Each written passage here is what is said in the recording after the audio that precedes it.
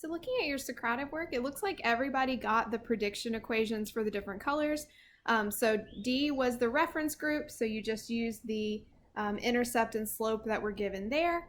And then K, you have this coefficient that adjusts the intercept and this coefficient that adjusts the slope. So you can put that together to get the prediction equation for K.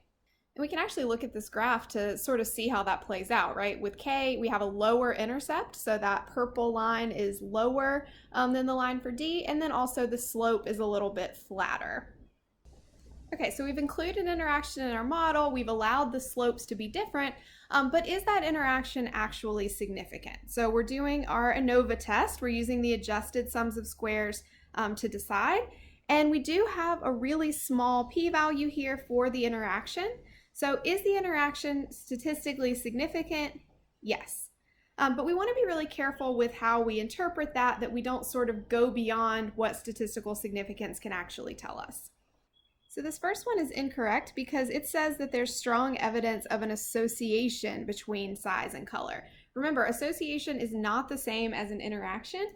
If we wanted to see that, if we wanted to see whether there's evidence of an association, we would need a new model with just size and color, right? When you talk about an association, you're talking about the relationship between just those two variables without taking price into account.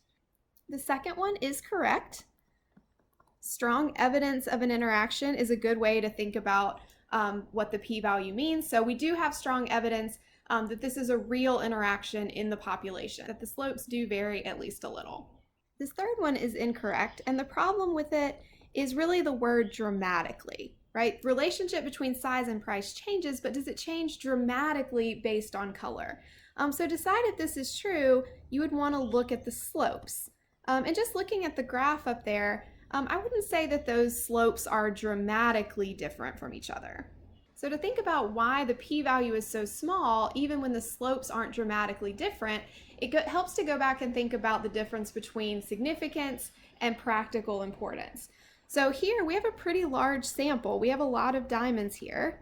And so remember, when you have a large sample, strong evidence doesn't necessarily mean that you have a large effect. So in this case, strong evidence doesn't necessarily mean that you have a strong interaction. So this fourth one is incorrect kind of for the same reason as before.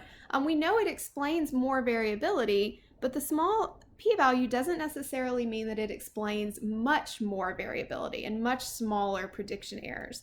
To decide that, we would want to look at the r-squared value and also the residual standard error.